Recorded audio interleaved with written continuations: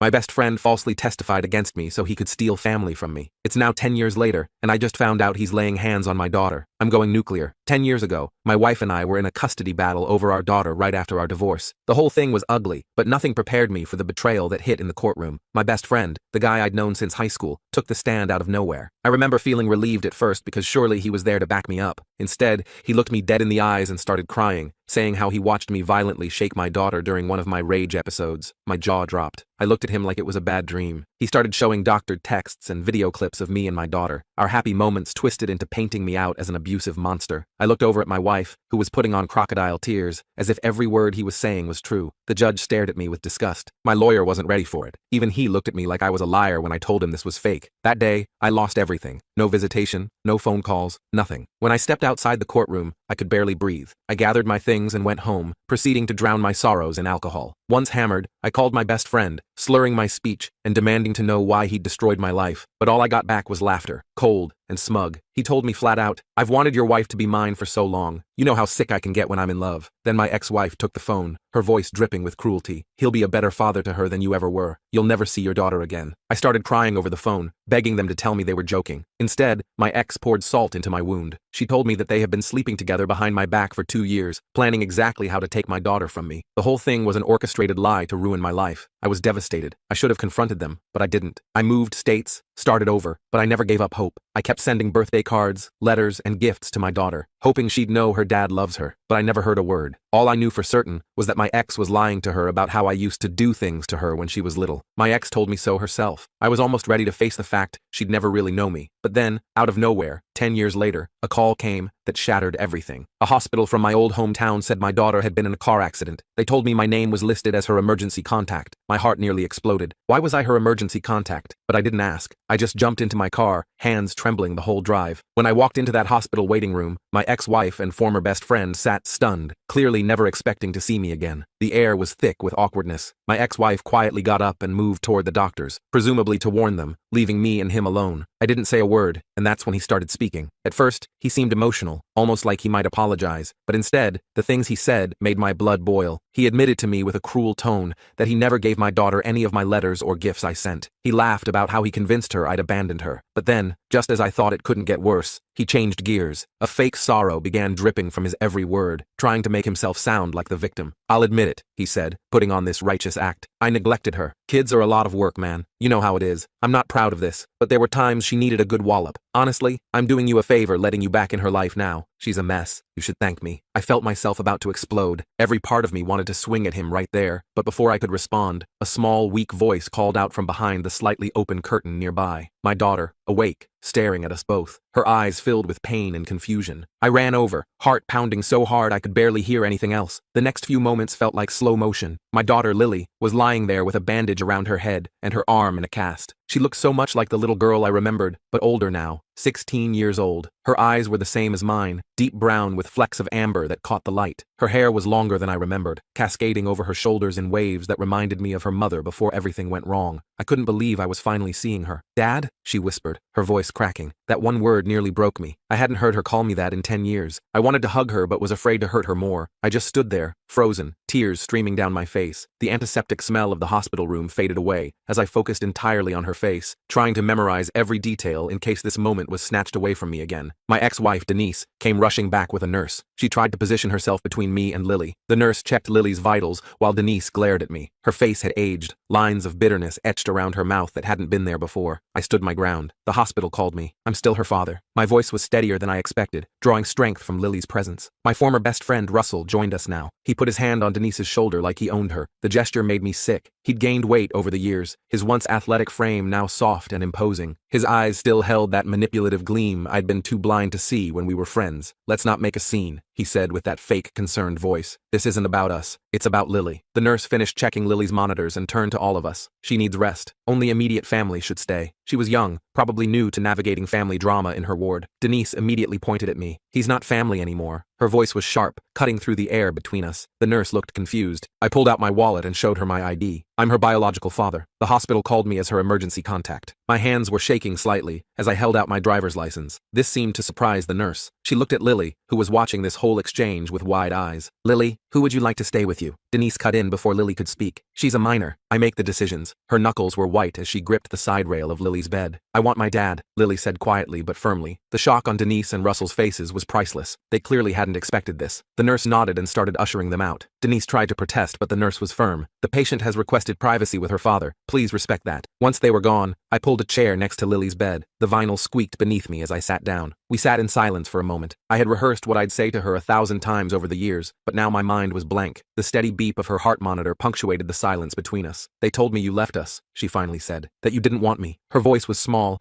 carrying the weight of a decade of abandonment. My heart shattered all over again. That's not true, Lily. I've thought about you every single day. I sent cards, letters, presents. I swallowed hard, fighting back a fresh wave of tears. I never got anything, she said, tears forming in her eyes. One escaped, trailing down her cheek. I wanted to wipe it away but wasn't sure if I should touch her yet. I know. I just found out they kept everything from you. I clenched my fists in my lap, anger mixing with my grief. Lily looked down at her hands. The IV tube snaked from her arm to a machine beside the bed. I heard what Russell said to you about hitting me. Has he hurt you, Lily? I asked gently. She didn't answer directly. Instead, she asked, did you really hurt me when I was little? Mom always said you had anger issues. No, Lily. Never. I would never hurt you. They lied in court. Russell made up stories to help your mom get full custody. I leaned forward, desperate for her to believe me. Why would they do that? She asked. I sighed. Russell wanted your mom. They were together before the divorce. Even now, saying it out loud made my stomach turn. I found some old pictures of you in the attic last month. Mom always said you were dangerous, but you looked so normal, happy. You were holding me and smiling. It didn't match what they told me. She picked at the edge of her blanket, a nervous habit I remembered from when she was small. What else did you find? I asked, my heart racing. Letters, in a box with my name on it. They were all opened. From you. She looked up at me, her eyes searching mine. You found my letters? I could barely get the words out. She nodded. That's why I put you as my emergency contact. I memorized your number from one of the letters. I wasn't sure if it was still good, but before I could respond, a doctor came in. He introduced himself as Dr. Stevens and explained Lily's injuries. Concussion, broken arm, some bruising. She was lucky. The car had hit a tree, but the airbags deployed properly. He was middle-aged with kind eyes that seemed to understand more than he was saying. Who was driving when the accident happened? I asked. She shook her head. Russell was. He was angry, driving too fast. Her voice trembled slightly as she recalled it. The doctor looked uncomfortable. We've noted that in her chart. There are some concerns about the home situation that we need to address. He glanced meaningfully at me. I nodded, understanding what he was implying. I'm her father. I want to help. My voice was firm, resolute. After he left, Lily reached for my hand. Her touch was tentative, like she wasn't sure if she was allowed. Her fingers were cold against my palm. Will you stay? As long as you want me to, I promised. We talked for almost an hour. She told me about school, her friends, her life. She liked art and wanted to study design someday. She had a best friend named Emma who stood by her even when things got bad at home. I shared stories about when she was little, memories she didn't have, how she used to insist on wearing rain boots even on sunny days, how she once tried to free all the goldfish at a pet store because she thought they looked sad. It felt surreal, like I might wake up any moment and find this was all a dream. Eventually, a nurse came to check on Lily again. She mentioned visiting hours would be ending soon. I didn't want to leave, but I knew I couldn't push too hard too fast. I'll be back first thing tomorrow, I promised. She looked worried. What if they don't let you? The fear in her voice broke my heart all over again. I'll figure something out. I'm not disappearing again. I stood up reluctantly, already dreading the separation. As I was leaving, I ran into Russell in the hallway. He blocked my path, his bulk taking up most of the corridor. Having a nice reunion? He sneered. Don't get used to it. His breath smelled of coffee and cigarettes. I know what you did, I said, keeping my voice low. Lily told me everything. He shrugged. Prove it. Nobody's going to believe you now, just like nobody believed you then. His smug confidence made my skin crawl. She found my letters, Russell. She knows you've been lying to her for years. Something flashed in his eyes. Worry, maybe. She's confused from the accident. Once she's home, things will go back to normal. She's not going back to your home, I said firmly. Not after what you've done. He stepped closer. Watch yourself. One call to the police about you harassing us, and you'll never see her again. His voice was low, threatening. Outside the hospital,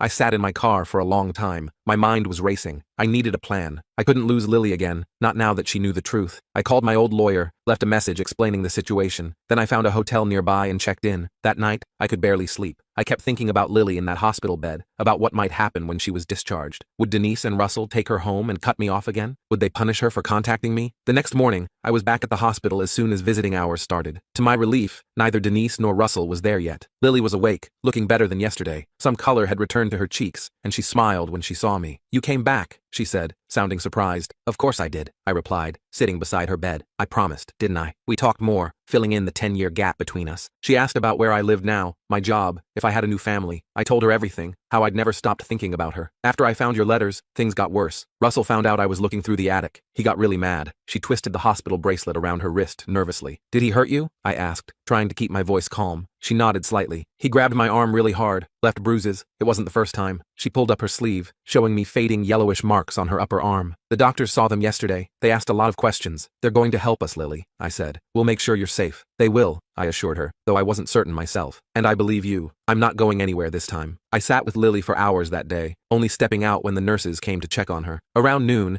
I went to grab some food from the cafeteria. The hospital food was exactly what you'd expect. Bland sandwiches and coffee that tasted like it had been sitting out since morning. I was halfway through a turkey sandwich when I spotted Denise entering the cafeteria. She saw me and froze for a second before marching over to my table. What do you think you're doing? She hissed, keeping her voice low enough that the elderly couple at the next table couldn't hear. Her hair was pulled back in a tight ponytail, making her face look sharper than I remembered. I kept eating my sandwich, trying to stay calm. I'm visiting my daughter in the hospital. Pretty normal dad stuff. You're not her dad anymore. You haven't been for 10 years. She leaned in closer. You need to leave. Now. I put my sandwich down and looked her straight in the eyes. Lily wants me here, and I'm not going anywhere. Denise's face flushed red. She doesn't know what she wants. She's confused from the accident. She found the letters, Denise. I watched her face carefully. She knows you've been lying to her. For a split second, I saw panic in her eyes before she regained her composure. Those letters were from a dangerous man who couldn't control his temper. I was protecting her. I shook my head. You can keep spinning that story, but Lily's old enough now to see through it. Denise grabbed my arm, her nails digging into my skin. Listen to me. You walk away now, or I'll make sure you regret coming back. I pulled my arm away. Like you did 10 years ago? I'm not that same guy anymore, Denise. I'm not running this time. She stood up straight, smoothing her blouse. Russell will be here soon. He's not as patient as I am. Yeah, I heard all about his patience from Lily. Sounds like he's got quite the temper. I emphasized the last word, throwing her own accusations back at her. Her eyes narrowed. You don't know anything about our family. I know enough, I replied, gathering my trash. And so does the hospital staff. I walked away, leaving her standing there. My heart was pounding, but I felt stronger than I had in years. I wasn't going to let them intimidate me this time. When I got back to Lily's room, a social worker was there talking to her. She introduced herself as Amber Wilson from Child Protective Services. She was young, probably early 30s, with kind eyes behind professional-looking glasses. Mr. Carter, I'm glad you're here, she said, extending her hand. I'd like to speak with you as well. I shook her hand, trying not to look as nervous as I felt. Of course, Amber explained that the hospital had reported concerns about Lily's home situation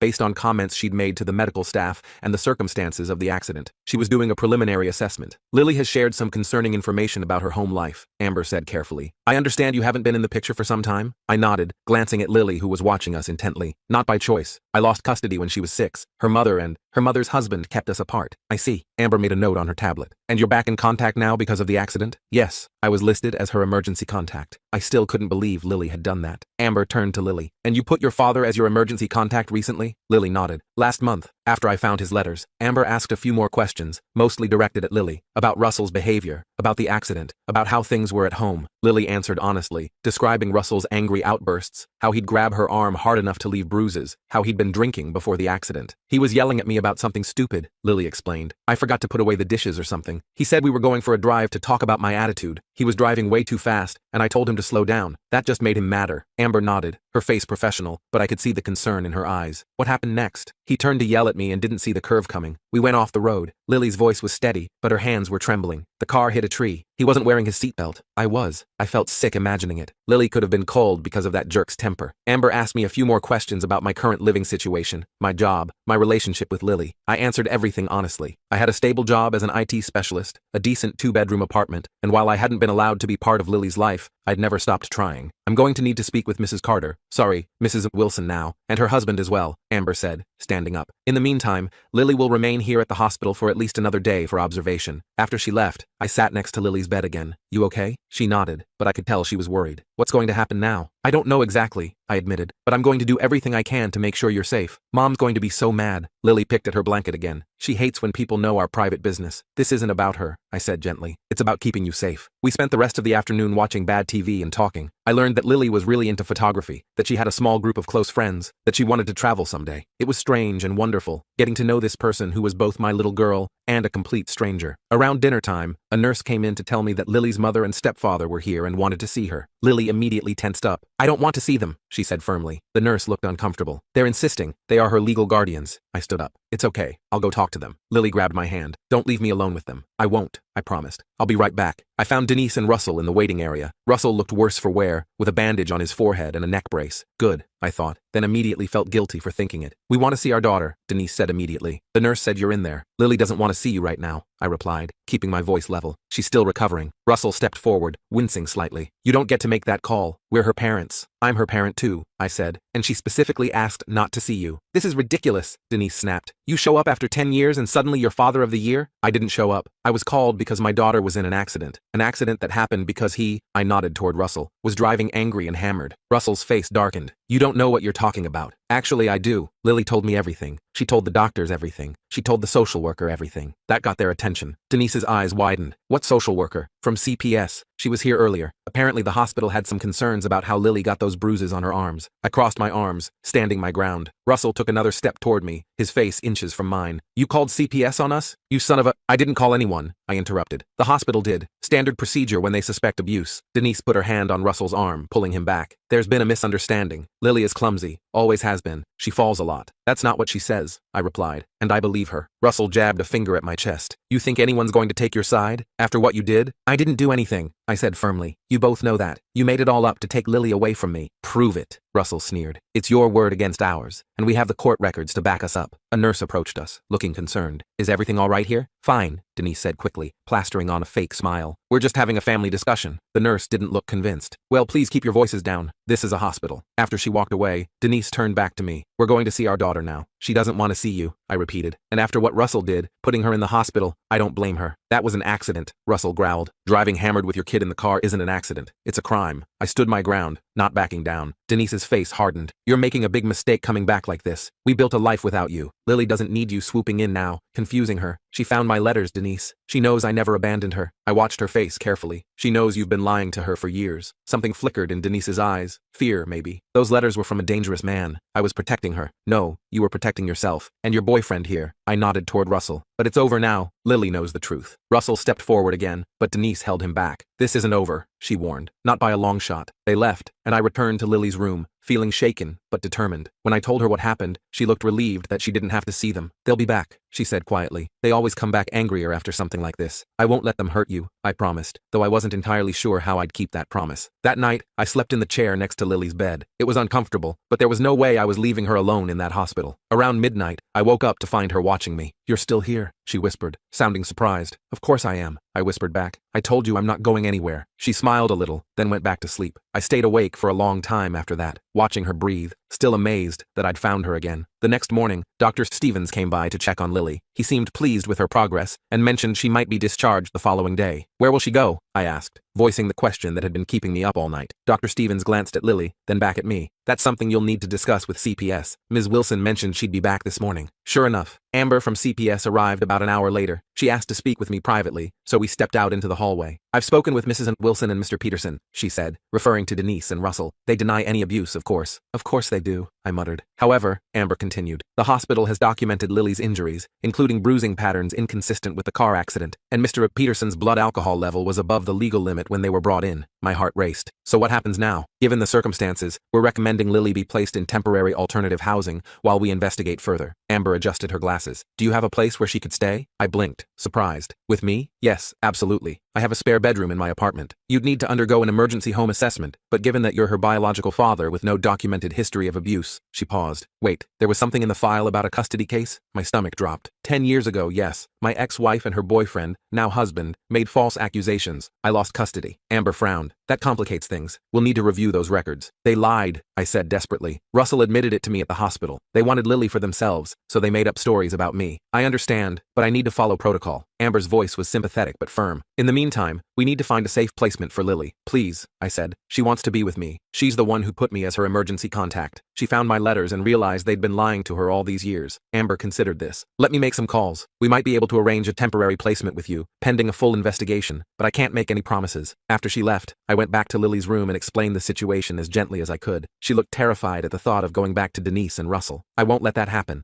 I promised. Even if you can't stay with me right away, they won't send you back there while CPS is investigating. Where would I go? She asked, her voice small. Maybe a temporary foster home? Just until they sort everything out. I tried to sound more confident than I felt. Lily's eyes filled with tears. I just found you again. I don't want to go to strangers. I held her hand, feeling helpless. I know, sweetheart. I'm doing everything I can. Later that afternoon, Amber returned with news. She'd spoken to her supervisor and reviewed the hospital reports. Given the circumstances, they were willing to place Lily with me temporarily while they investigated further. I'd need to submit to a background check and home assessment, but they could expedite the process. Really? Lily's face lit up for the first time since I'd arrived at the hospital. Amber nodded. It's not permanent yet. There will be follow-up visits and interviews. But for now, yes, you can stay with your father when you're discharged. I could have hugged her. Thank you. Thank you so much. After Amber left, Lily and I started making plans. I'd need to get some things for her room, figure out school arrangements, all the practical details I'd missed out on for 10 years. It was overwhelming, but in the best possible way. Our planning was interrupted when a nurse came in, looking uncomfortable. Mr. Carter, there's a police officer here who wants to speak with you. My heart sank. Had Denise and Russell called the police on me somehow? I followed the nurse out to find a uniformed officer waiting. He introduced himself as Officer Jenkins, a middle-aged man with a serious expression. I understand you're Lily Carter's father? He asked. I nodded, trying to stay calm. Yes, that's right. I need to ask you some questions about the accident and the events leading up to it. His tone was professional, giving nothing away. I explained that I hadn't been there, that I'd only arrived after being called as Lily's emergency contact. Officer Jenkins took notes, then asked about my relationship with Lily and her mother. We've been estranged for 10 years, I admitted. Her mother and stepfather kept us apart. And how did you feel about that? He asked, watching me carefully. Devastated, I answered honestly. I never wanted to lose my daughter. I've been trying to contact her for years. Officer Jenkins nodded. Mr. Peterson claims you've been harassing the family, that you showed up here making threats. I shook my head. That's not true. The hospital called me because Lily listed me as her emergency contact. I haven't had any contact with them in years. He says you threatened him in the waiting room yesterday. I didn't threaten anyone, I insisted. We had a conversation. It was tense, but there were no threats. Officer Jenkins made another note. Are you aware that Mr. Peterson is claiming you coached Lily to make false allegations against him? My blood boiled. That's ridiculous. I hadn't spoken to Lily in 10 years until I got here. She told the doctors about the abuse before I even arrived. I understand, Officer Jenkins said, his expression neutral. I'm just following up on the report. What report? I asked, suddenly worried. Mr. Peterson filed a complaint this morning. He's claiming you're trying to alienate his stepdaughter from him and his wife. Officer Jenkins closed his notebook. Given the circumstances, I'd advise you to be careful about making any accusations without evidence. The evidence is all over Lily's body, I said, trying to keep my voice steady. And in the hospital's blood test showing Russell was hammered when he crashed the car with my daughter in it. Officer Jenkins nodded. Those matters are being investigated separately. For now, I'm just giving you a heads up. This situation could get complicated. After he left, I leaned against the wall, trying to process what had just happened. Russell was trying to flip the script, painting me as the manipulative one. It was exactly what he'd done 10 years ago, and it had worked then. I went back to Lily's room, trying to hide my worry. She saw through it immediately. What's wrong? She asked. Was that about me? I sat down beside her. Russell filed a police report. He's claiming I'm manipulating you into making false accusations against him. Lily's face hardened. That's what he always does. Turns everything around so he's the victim. I know, I said. But this time we have evidence. The hospital records, the blood test, and you're old enough now that people will listen to you. I'm scared, she admitted. What if they make me go back? They won't, I promised, hoping I was right. CPS is on our side. The doctors are on our side. We just need to stick to the truth. That evening, Amber returned with more paperwork for me to fill out. She mentioned that Denise and Russell had been difficult during their interview, making accusations against me, and claiming Lily was making up stories for attention. It's not uncommon for abusers to deflect blame, Amber said matter-of-factly. We're proceeding with the temporary placement with you, but be prepared. They're not going to make this easy. I never expected them to, I replied, signing the last form. But I'm not backing down this time. The next morning, Dr. Stevens cleared Lily for discharge. Her arm was still in a cast, and she had some lingering bruises, but she was well enough to leave. A nurse brought in a wheelchair, hospital policy for all discharged patients. Ready to go home? I asked, helping her gather the few things she had. Lily smiled. Home, that sounds nice. As I wheeled her toward the exit,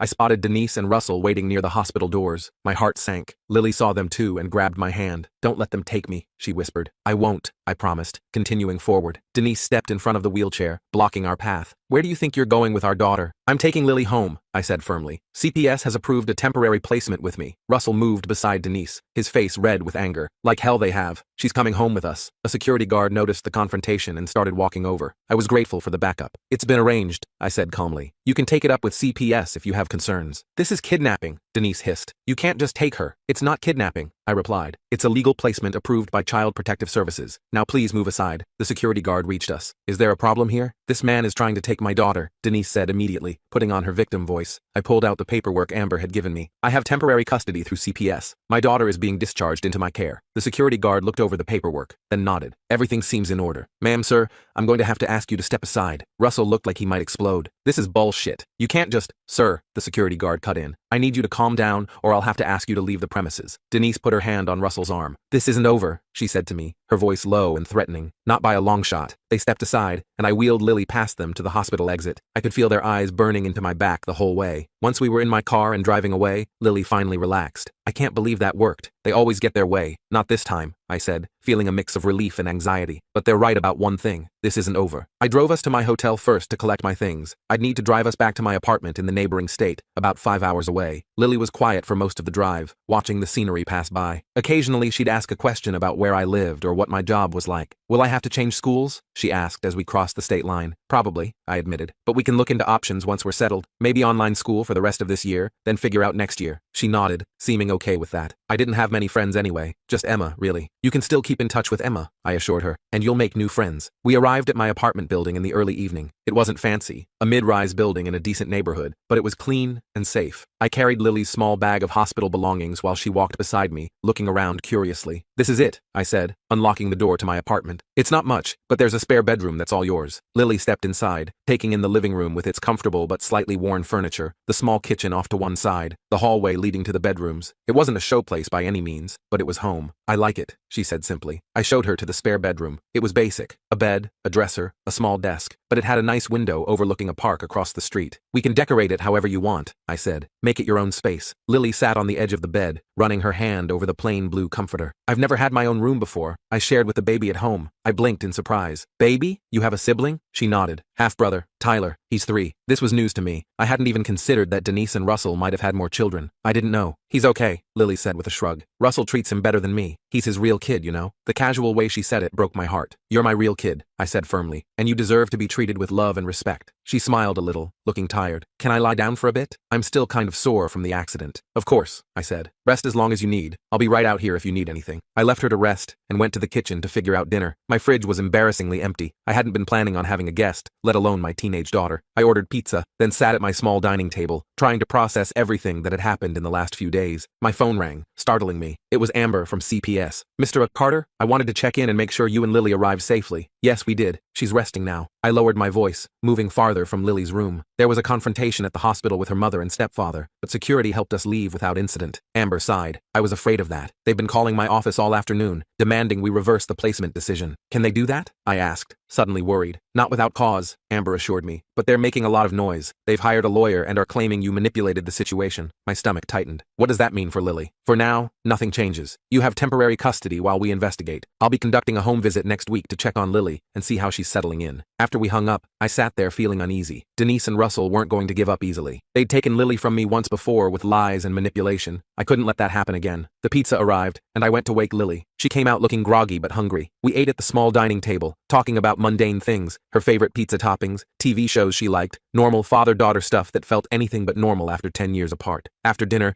Lily helped me clean up, moving around the kitchen like she was trying to memorize where everything went. It struck me that she might be worried this was temporary, that she'd be sent back to Denise and Russell. You know, I said casually, we should make a list of things you need. Clothes, school supplies, whatever would make you feel more at home here. She looked up, surprised. You think I'll be here that long? I hope so, I said honestly. I'm going to do everything I can to make that happen. She nodded, but I could tell she was afraid to hope too much. Can I take a shower? I still feel gross from the hospital. Of course, let me show you how the shower works. It's a little tricky. After I showed her the bathroom and gave her a clean towel, I went back to the living room and called my lawyer. I'd left him a message the day before but hadn't heard back. This time he answered. Mike, it's been a long time, he said, sounding surprised. What's this about your daughter? I explained everything. Lily's accident, the abuse allegations against Russell, the temporary custody arrangement. Stephen listened without interrupting, then let out a low whistle. That's quite a situation. And you're sure the abuse allegations are legitimate? Absolutely, I said firmly. The hospital documented bruising consistent with abuse, not just from the accident. And Russell was hammered when he crashed the car with Lily in it. That helps, Stephen said. But be prepared. If they fought this dirty 10 years ago, they'll do it again. They might try to use the old custody ruling against you. Can they do that? It was based on lies. It's still a legal precedent, Stephen warned. We'd need to prove those allegations were false, which isn't easy after all this time. I thought about what Lily had told me, about finding my letters. Lily found evidence that they've been hiding my communications from her. She knows they lied about me abandoning her. That's helpful, but not definitive proof of the other allegations being false. Stephen paused. What we need is for Russell to slip up, to admit what they did. I remembered Russell's smug face at the hospital, how he'd bragged about keeping my letters from Lily. He's arrogant. He might, if pushed. Don't do anything stupid, Stephen warned. Let me handle the legal side. I'll file for permanent custody based on the abuse allegations and the CPS placement. In the meantime, focus on taking care of Lily and documenting everything. After we hung up, I sat there thinking about what Stephen had said. We needed proof that Denise and Russell had lied 10 years ago. But how could I get that after all this time? Lily came out of the bathroom, her hair wet, and wearing the same clothes she'd had at the hospital. I made a mental note to take her shopping as soon as possible. Feel better? I asked. She nodded, sitting next to me on the couch. What happens now? Now we take it one day at a time, I said. Tomorrow we'll go shopping, get you some clothes and things for your room. We'll need to figure out school eventually, but that can wait a bit. What about Mom and Russell? She asked, her voice small. They won't just let me stay here. No, they probably won't, I admitted. But we have the law on our side this time, and the truth. She leaned against my shoulder, a gesture so natural and yet so surprising after all these years apart. I'm glad I found your letters. Me too, sweetheart, I said, my throat tight with emotion. Me too. The next few days fell into a strange new routine. We went shopping for clothes and school supplies. I called my boss and explained the situation, arranging to work remotely for a while. Lily and I spent hours just talking, filling in the gaps of the past 10 years. She told me more about life with Denise and Russell, how Russell's temper would flare over the smallest things, how Denise would make excuses for him,